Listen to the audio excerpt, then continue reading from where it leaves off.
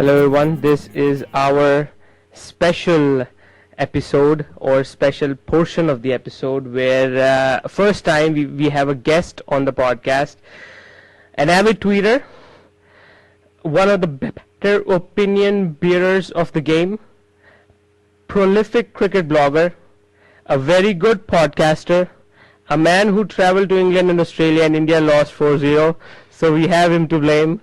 We have with us the cricket couch himself, Subash. Should I take offense to that introduction? It has certainly been a privilege of mine to have you on the podcast as the first conversationalist we have. So how are you doing, Subash? Hey, I'm doing quite well. Thanks for having me. So, how are your trips to England and Australia? How were the trips? It was fun mostly because I got to watch test matches in England. I saw 2 matches, and in Australia I saw 2 matches. In England it was at Lord's and at Trent Bridge, and then in Australia it was MCG and Sydney Cricket Ground. And I also in between got to go to Wankhede in Mumbai.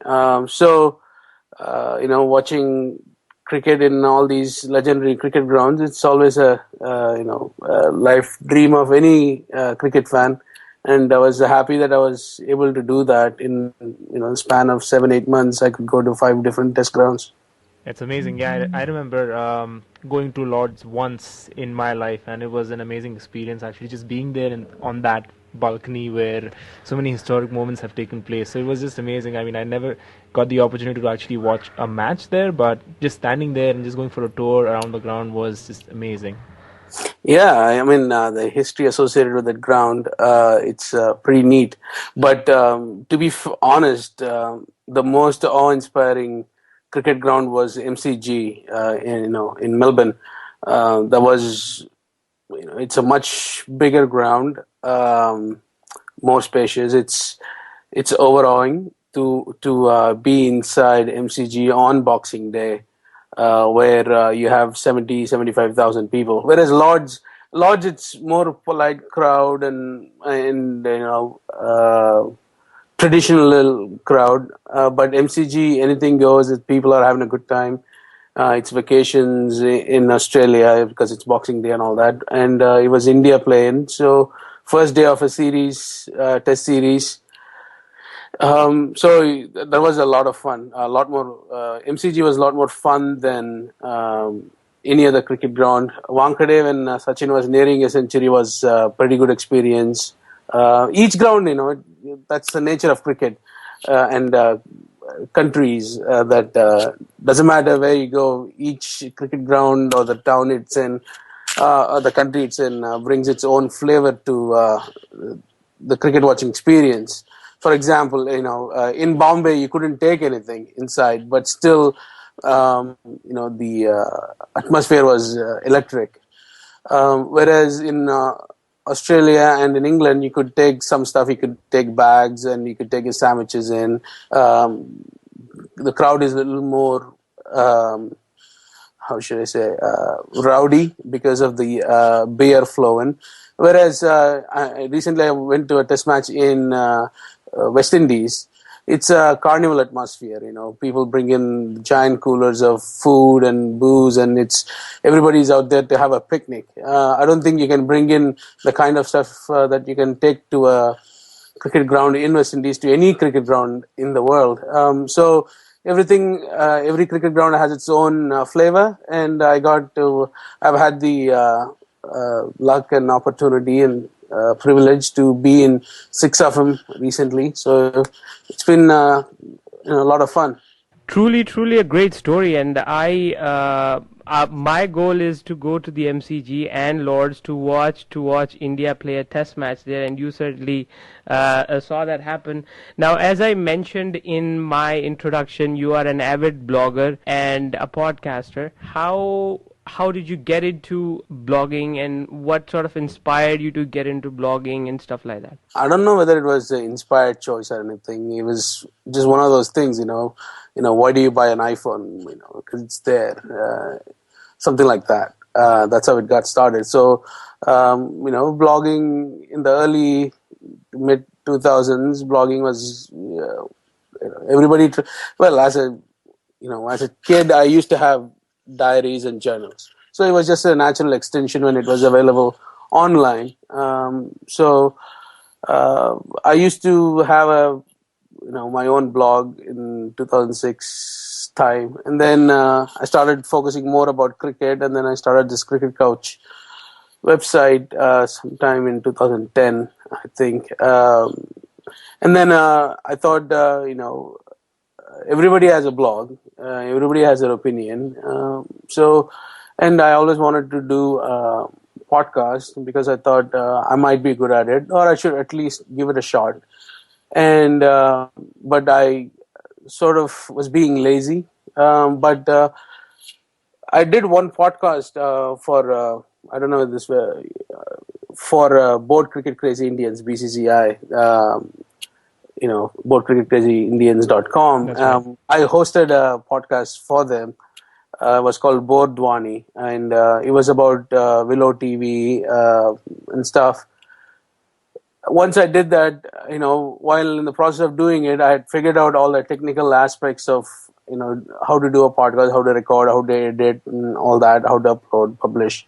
So that was, once I had figured that out, I was like, all right, might as well start my own. So I've been doing that, and I've been lucky to have some really really nice people be generous to me and come on the show and give me their time. So it's been fun. That's amazing. Yeah, sounds like pretty much the way we started out. It was sort of a pet project for us too, and it was really interesting to see how it grew from where it was and where it came about, say, 10 months down the line. So really interesting. Yeah, I mean, no one really starts off with the aim of just becoming the best blogger or someone like that, but it's a good idea to just put your thoughts out there, add your 2 cents to the game and to the analysis of the game kind of thing. So yeah, pretty much the same reason why we got into it too. But from your experiences, from your travels around the world and everything, what do you think the state of world cricket is right now? As in, do you see it being any different from? I mean, in what way different from it was back in the day, say in the 90s and stuff like that? I don't know whether I have the right frame of reference to compare what's happening now to 90s, because 90s all I ever did was watch it on TV. Now I have had the opportunity to travel around and interact with people. So I don't really have a frame of reference to say it is better now or it is worse now. There is no frame of reference to make a judgment on that. But based on what you've been reading in different websites, newspapers, and listen to people that matter. I feel like cricket is doing all right. I mean, the game is bigger than any of us, any player, any country, any board. It has gone through many things. Yeah, there are worries of people that. Test cricket may not be in pink of health, but Test cricket has survived a lot of things. It has survived depression, it has just survived world wars, it has survived scandals. So you'll keep chugging on. As fans, it's as long as fans we support it, and if the people that are running the game have as much concern as the fans do, then the sport should be fine. Are you a test match man or a T20 man? Are those only two choices? You can choose an ODI. No, I love cricket. I mean, I don't mind just going and sitting in the park and, having to see some 10 kids running around playing cricket. I don't mind. It's as long as it's cricket, how do you call it? Within that framework of cricket, where it's a bad ball sport, I don't mind. I'll watch. When I'm in India, I'll just stop by the street corner, and I'll watch the kids play on the streets. It's fun, or in the beach, or just go to the weekend games, club games, watch them. So it's not like I'll only watch Test cricket, or I only support T20 or nothing like that. So as long as it's within the general framework of cricket, it excites me, and then I'll watch. I myself, as am of a test match kind of person. I've been trying to get Parth to appreciate more kinds of cricket, be it T20 or One Day International. Although he's way more partial to Test matches, although accepted that that is the original form of cricket. But I think T20 cricket is sort of like the best means of getting it or introducing it to countries where cricket is not the first sport or not as popular as a subcontinental nation and stuff like that. Do you also have the same idea about it? Um, I've had conversations with a lot of Americans. I live in the US, so I've had conversations with a lot of Americans. Some believe T20 is a good way to introduce the game, get more people in, to be part of the game. And by the same token, to say that, Test cricket, the reason why people are not coming to cricket is not because of Test cricket, meaning in countries where cricket is not an established sport. Because, you have golf that runs for 4 days, and people watch it. People actually go to a golf course and watch it, where they can't even see the action in 18 different holes. They are just at one hole, say the third hole or the 17th hole or whatever, and they watch the different golfers go by, basically, play the strokes. Whereas in cricket, so it's not the attention span. So it's a combination of both things. If you like Test cricket, well, great. If you don't like T20, okay. If you like only T20 and don't like Test cricket, I mean, who am I to say, no, you should watch this. Whatever floats your boat, you go with it. It's, for me, it's all cricket. Some people may take exceptions to that, but that's fine. As I said, as long as it's within the general framework of cricket, doesn't really matter. And to answer your question, there is no direct answer. I mean, for countries where cricket is not established, the best way to go about is from a bottom-up approach, where you develop plenty of grassroots organizations, like youth cricket organizations, and develop cricket. And that way, once the kids are involved, then their parents, the adults, they have to get involved as well. They have to take them to the ground. They have to shop for the cricket gear and all that. So once the kids can get involved, the parents will automatically get involved, rather than the top-down approach, which is try to attract adults and expats, well, mostly expats. So there is no right way to go about it. There's no one right way to go about it. It's a mixture of different approaches. But I think the bottom-up approach has much promise than any other. That's right. I totally agree with your view, actually, and it's really heartening to see off late, how countries, newer countries like Afghanistan and Netherlands and stuff like. Well, Netherlands can't be called a newer country, but Afghanistan and other teams have taken up and have performed at the international level against well-established sides. And seeing their performances during the World T20 qualifiers and stuff like that, I was able to follow along as the tournament was going on. And Afghanistan has come from strength to strength since cricket was first introduced in the country. And same with say a country like Namibia, they made it to the finals almost. And Netherlands, even our very own Canada, did pretty well in the qualifiers. So pretty impressive that countries where cricket is not the first sport is actually, well, as you said, it's mainly expats who are picking up the sports, but it's still good to get the local culture more involved and make them more aware of what the sport is all about. I mean, if you want a sport, not just cricket, any sport, to take firmer roots, you have to have the people that are born there to follow the sport. If you're going to only restrict yourself to expats, then, I mean, it'll still be a viable viable mode of entertainment, but you'll never really take roots to sustain itself. Yeah, it's certainly true. Now let's move on to a new topic.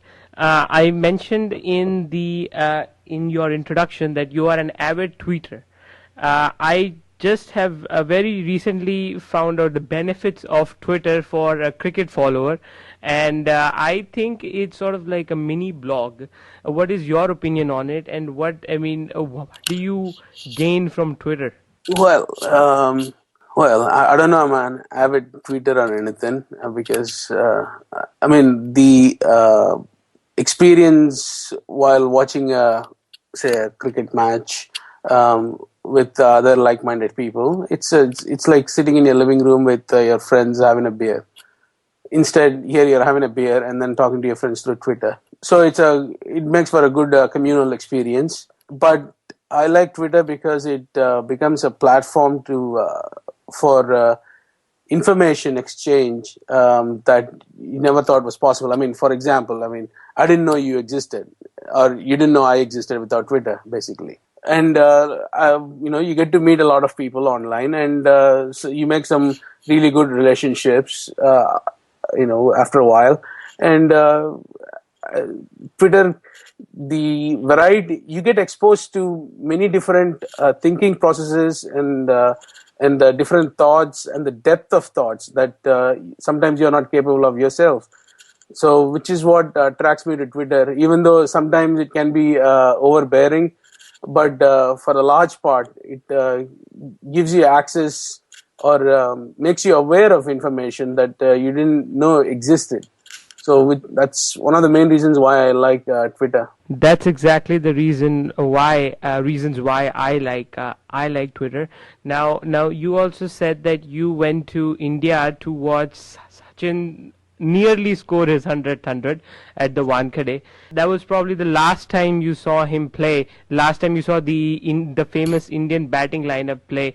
What do you think? No, that wasn't the last time actually. I saw them after that in Australia. Yeah, how do you feel that this post transition or this transition process will play like in Indian cricket, and how do you think that who are the young bright talents for you in the batting department? Obviously we all know we don't have any in the batting department, but still we have some in the batting. I think it's quite obvious who how these things might play out. I mean, every country goes through it, especially when you have had the, such a talented lineup, such an awesome talent lineup with, Sachin, Dravid, and Lakshman, and Ganguly. Yeah, it's going to take time to get to that stage, and people need to have patience. I mean, it's, when these guys retire, when the kids that you're going to bring in, they're not going to come in with 10,000 test runs. So it's unfair to compare like, these kids are nowhere near what our legends used to be. I mean, you have to give them the time to grow into their roles and be comfortable with the fact that they are, batting at number 3, 4, 5 in the Indian Test lineup. And as to the names, I mean, I think these are pretty obvious by now. I think, you have Virat Kohli, Cheteshwar Pujara, Rohit Sharma, Rahane, and Manoj Tiwari. So these are like the 5 or 6 names in the batting lineup. In terms of bowling, I mean, there is no famed lineup of bowlers that is retiring except for Zahir Khan. And I guess Kumble retired a while ago now. I mean, we have to do with what we have. If you're not unearthing great bowlers, then you make them whoever you have, you make them into very good bowlers. So, you have Umesh Yadav, you have Arun Aaron. Recently, there is a kid playing for Punjab, Awana. Hopefully, Pragyan Ojha will get a lot more chances to play. Ashwin is there. So, it's not a world-beating bowling lineup, but it's a competent lineup, and you need a very good set of coaches and coaching staff to help them through where they can make the best of their potential. So that's all you can do. You were recently in the West Indies, as you said. how do you see the West Indies transform? I mean, they have certainly played above their potential, and they have some people who have actually challenged the Australians, which Indians couldn't beat just a couple of months ago. I mean, I don't think West Indies played above their potential or anything for that matter, because they've had this bowling. They've had the bowling lineup for a while now. I mean, what they are missing is one or two very solid top order batsmen. Right now, they don't have a top order, basically. So if they can have two guys come in the top four and perform well, they can compete against anybody anywhere, because their bowling, they have sufficient bowlers to take 20 wickets in any condition. So they have Fidel Edwards, they have Kemar Roach, they have Ravi Rampal, and there is Jerome Taylor when he's fit. So those are four different types of bowlers: some skiddy, some bouncy, some swing, some seam. So they have Bishu, they have Shillingford, and if and when Sunil Narayan becomes available, he is there. So it's for the board to figure out how to get 2-3 of their solid batsmen like Gale and Dwayne Bravo back in the side. Then once again there'll be a very good test side. So India couldn't compete because they didn't for the large part the bowlers couldn't do what they wanted to do, and the batting didn't click in a few of the occasions. So it happens. Now the IPL is going on. Which team do you support? Well, I'm originally from Chennai, so it becomes natural that I'm more happy when Chennai succeeds. Let me put it that way. Do you see, though, Delhi seems like the team to beat this year? Like, much improved performance and much improved squad by them compared to previous certainly years. they seem like the team to beat this year. Certainly they have, but Kevin Peterson is going to be leaving soon because he has to go back to England for the Test series against West Indies. So we'll see how they manage to fill that hole left by KP. But their bowling attack is fantastic. I think so they limit other teams, even by 10-15 runs, and that makes a tremendous impact on the result of a T20 game. And they have, as it is right now, they have everybody in the top order firing, and they have a very good bowling attack. So they seem to be the team to beat this year. Top four for the IPL according to you? In terms of teams? Yep. Well, Delhi, Calcutta, Bangalore, Chennai. That's my top four. Okay. So now let's move to the fun segment of the interview. This is the rapid fire question segment. We have 10 questions, and you have to answer very, very briskly. So the first question is, what is your favorite cricket shot, and who plays the shot best? Straight drive, Sachin Tendulkar. Okay. Moment according to you that changed world cricket? IPL. Favorite batting performance of all time? Sachin Tendulkar against Pakistan in 2003 World Cup at Centurion. There are so many. I can't really say. It's tough to pick, but off the top of my head, that's a really awesome performance. Yeah. Perfect. Along similar lines, what's your favorite bowling performance? Shane Warne. Take any Shane Warne bowling performance. We have another Shane Warne connoisseur in the house. All right. How do you, according to you, what are the characteristics of a good captain, and who do you think fits the bill perfectly from present or past cricketers? For any country or any country? Yeah. Well, what do you need in a captain? I mean, for number one, the captain, he has to warrant a place in the team. Number one, you can't be in the 11 just because you're the captain. You have to earn that place in the 11. it's the ability to bring together people from different backgrounds and different talent levels, skill levels, motivation levels, and have them perform at an optimal level that allows you to succeed. And someone that can think on the feet, of course, react to situations mentally, not outwardly.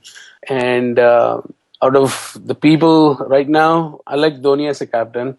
I like Andrew Strauss as a captain. And from the past? Oh, from the past as captains, I mean, I've read a lot about Mike Braley. Never seen him actually captain, but I've read a lot of really good things about him. And I loved how Alan Border captained the Australian team, where they were basically not a very good team, but he made them tough as nails and molded them in his image, which was fantastic. The most underrated cricketer.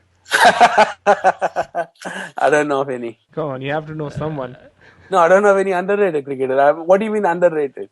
Who rated them Means that first? somebody who just flies below the radar, but it's damn good according to you. Or someone who has all the potential in the world but hasn't replicated at the international level. Well, if I don't think there are underrated cricketers, but if you really need an answer, I would say Damien Martin. Go, Interesting. very unexpected answer. And anyways, one big question for you though. Answer might be kind of obvious though, but your favorite, most important cricket memory for you as a kid, as an adult, World Cups, whatever the case be.